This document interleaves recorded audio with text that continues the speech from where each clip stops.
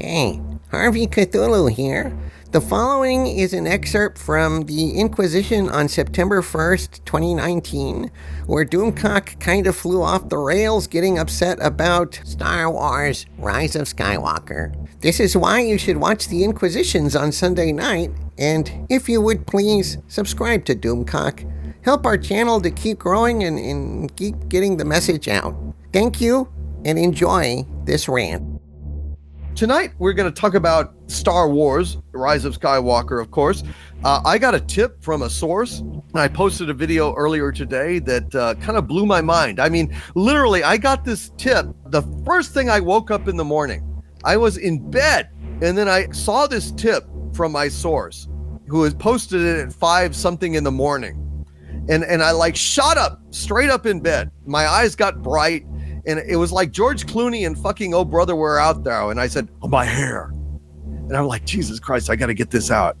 An accusation that says, in short, folks, if you haven't seen my video, that there are over a dozen different cuts of Rise of Skywalker, Episode 9, in the Star Wars trilogy, saying that they have had a modular approach to this movie, that they have shot all sorts of different insane shit, and that the different rumors that you have heard about the plot of Rise of Skywalker is in fact marketing development.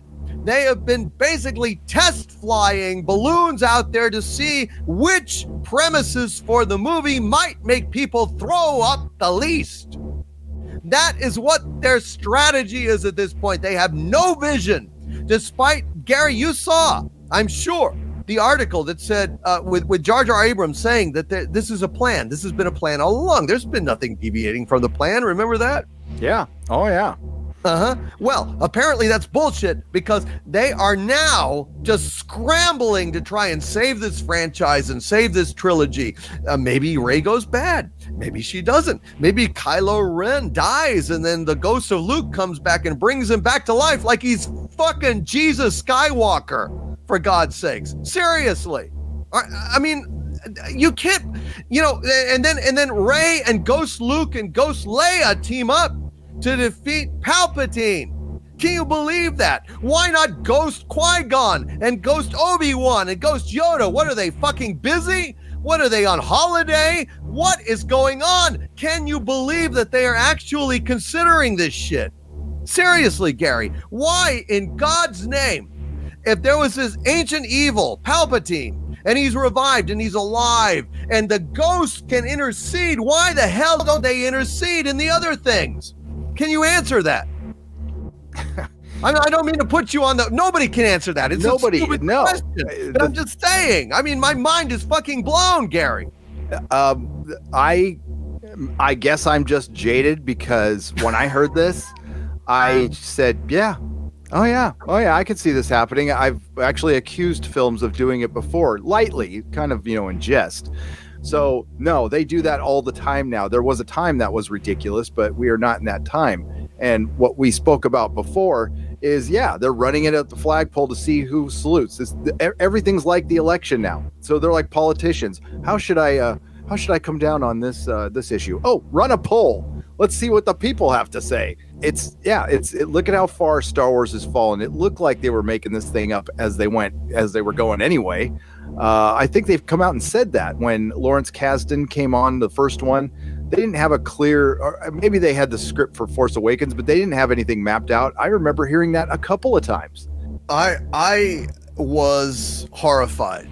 Now, I like to think that I am evil and cynical and have a black hole where a heart should be. But I tell you what, when you are paid enormous sums of money to tell a story, God damn it, tell a fucking story. Tell a fucking story. And a story has a beginning and a middle and an end. And by God, you should step up to the goddamn plate. You should nut up. You should take a stand. You should goddamn well tell a fucking story instead of polling people and doing this goddamn namby-pamby corporate bullshit. It makes me sick. as somebody who actually tells stories, I've told stories, I write. I have a goddamn vocabulary, and I have a passion, I have a soul. And I go ahead and lay that out, and I throw my dice. I throw my narrative dice, and I say, you know what? I gamble that this story is worth telling. I gamble that this will connect with people's souls and their hearts. And I pour my heart out on the goddamn page. And these goddamn replicants, these pod people of cinema are out there just pouring out just a goddamn choose your own adventure, a democratic, like, vote your own goddamn story instead of taking a stand and telling something. I think it's goddamn abominable. It makes me sick, Gary. God damn it. It makes me sick. I'm sorry. I know that I'm naive to think that they don't do this already on the blockbusters. But you know what? Star Wars was a guy, George Lucas, telling a story, Gary. Telling a story. And he wrote, I don't know, like 5, 6, 7 drafts of Star Wars. He's suffered. And he wasn't a natural writer either, and he wasn't a natural storyteller, but he had good instincts, and he got help when he needed it in the original trilogy. He didn't on the prequel trilogy on his shows. But the thing is, he put himself on the line. That's what artists do. They put themselves on the line. You've got like Vincent van Gogh. I'm sorry, I'm ranting, but god damn it. You have Vincent van Gogh who like pioneered a whole new way of painting, and he sold one painting in his lifetime, and he died lonely and a failure, thinking he was a failure when he was the greatest success in art, in history. It's a lonely job. It's a sad job. And only artists can do it, and this is fucking poser, this fucking Jar Jar Abrams and Ruin Johnson, all these soulless corporate pieces of shit that are out there making money, doing fucking polls, looking at goddamn like rumor mills and pulling things online and stealing ideas from better creatives online in the chats that don't make anything. They're just doing it for love. I'm sorry, Gary. I'm sorry. No need to apologize. Me sick. No. I'm sorry, dude. Dude, rock it. No, do not apologize. Hey, God damn it. It breaks my fucking heart. It breaks my heart. That this is our culture. This is our lives. These are our dreams, dude. And they're just treating it like trash. They Seriously, mock us. They mock us. They're going to ruin our mythos in a minute, baby. Your Snoke theory sucks. Well, quite frankly, everybody's Snoke theory was better than Rian Johnson's.